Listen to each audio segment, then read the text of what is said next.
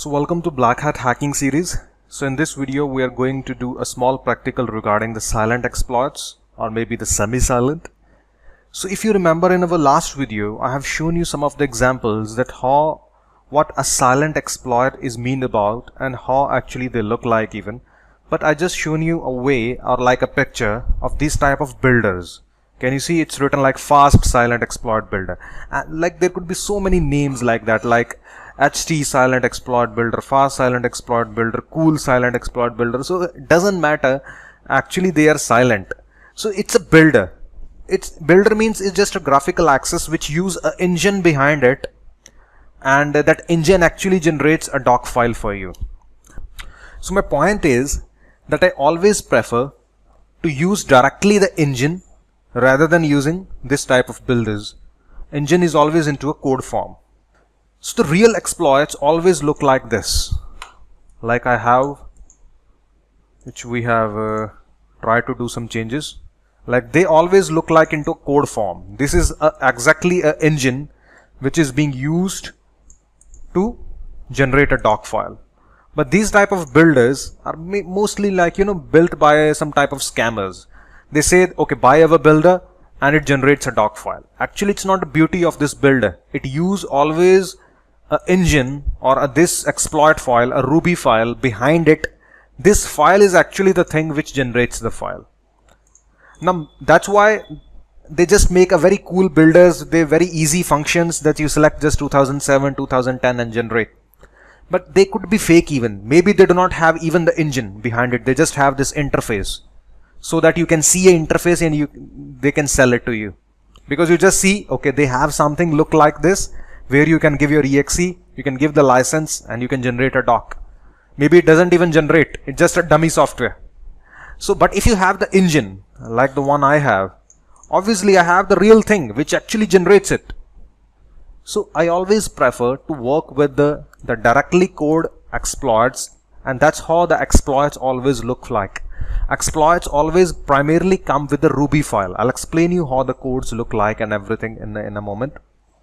But you should always even make a habit that you should avoid this type of builders and try to make a habit to work with the real exploits if you are going to use a silent exploit.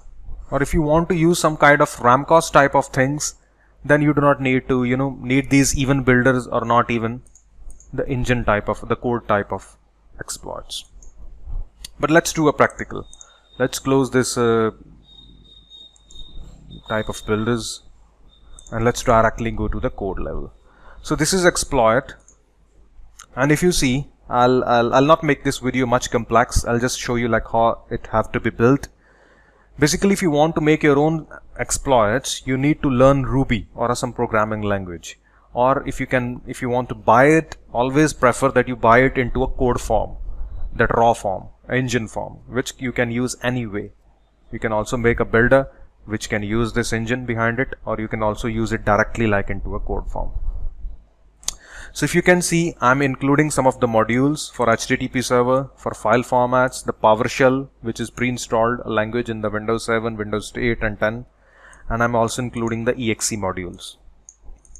Then it's going to generate, it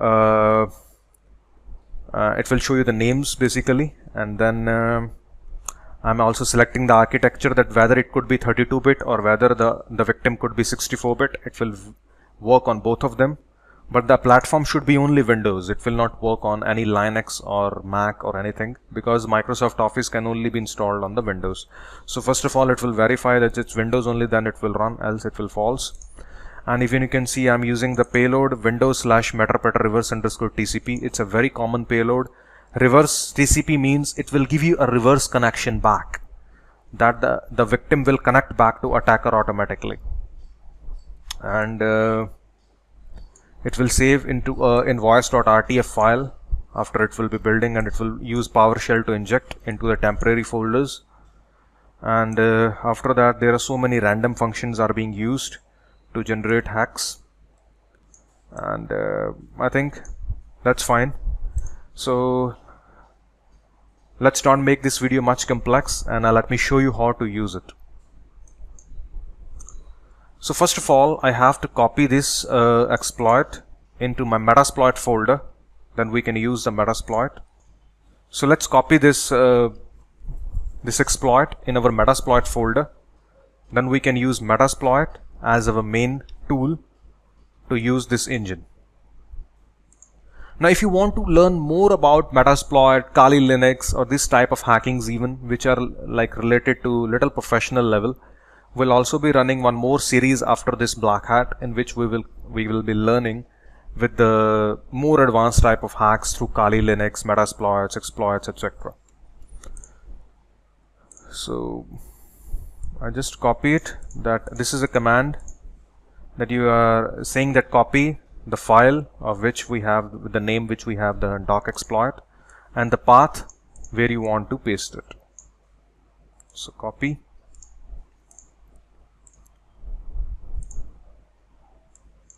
I go to my desktop and I paste it. So this is copied in our Metasploit. That's it, done. Now we can start our Metasploit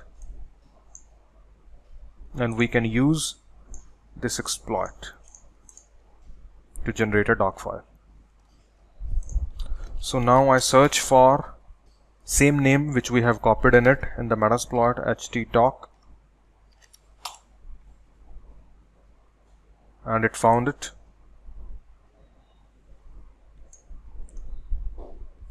So I use this exploit, show options. What are the things you have to set for this one? Just the L host and L port, it's by default selecting 4444, and okay, set L host, and here it would be your Kali IP. I copy it. L host is your own IP. If you use VPS to hack, now Kali IP cannot be used over the internet. Obviously you have to use your VPS.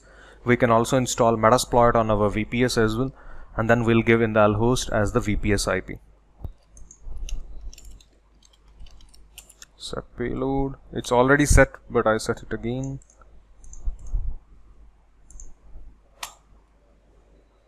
And we can do just exploit, and it have generated the file for the doc. Now let's upload and send this file. Let me upload copy it on the desktop, and that's it, your job is done. This is the file, and we can upload on the internet and we can send it to attacker. I'll upload files.io, and we can drag and drop.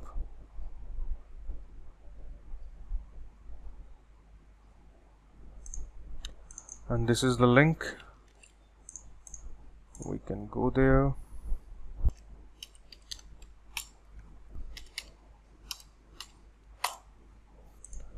Now if you see, we have generated the file and server is also started. If anyone will open your doc file or the RTF file, which also looks like a doc file, anyone will open it, will get his control automatically in the Metasploit. We are waiting.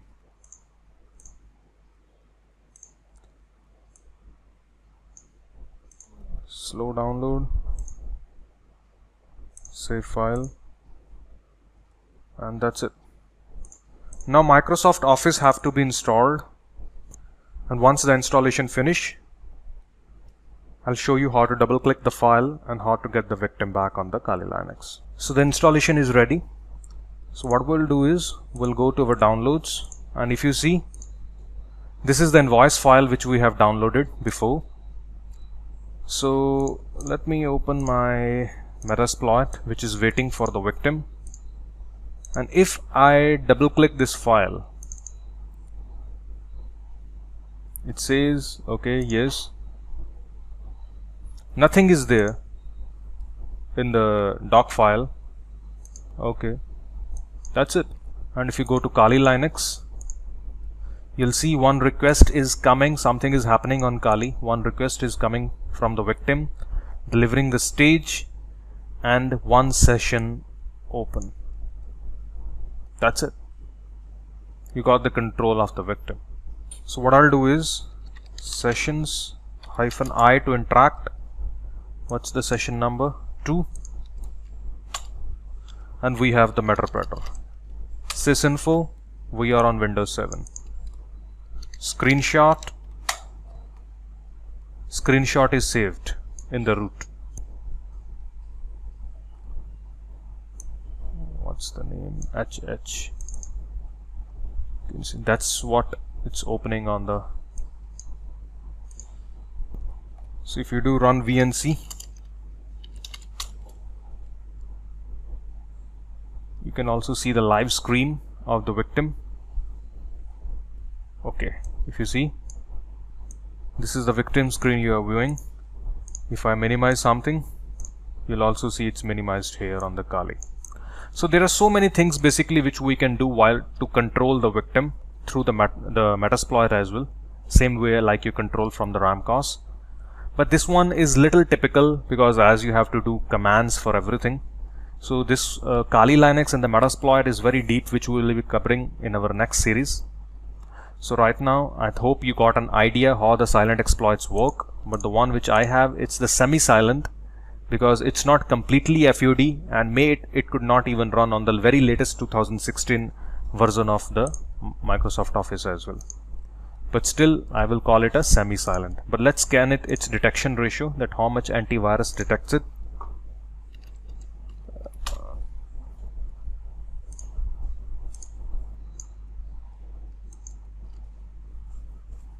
Last time I scanned it, it was just 4 out of 35, and it's still today 4 out of 35. That's it. Only 4 antivirus are catching it. So I would, it's really a good semi-silent exploit. It could still work to catch so many victims which you cannot even imagine. If it would be 0, and it could work on a very latest version as well, but that would cost in thousands of dollars, but that would be the mind-blowing and the best. So I hope you got an idea how the real silent or semi-silent exploits work without the builders and with the builders. So see you in the next video, and thank you for watching.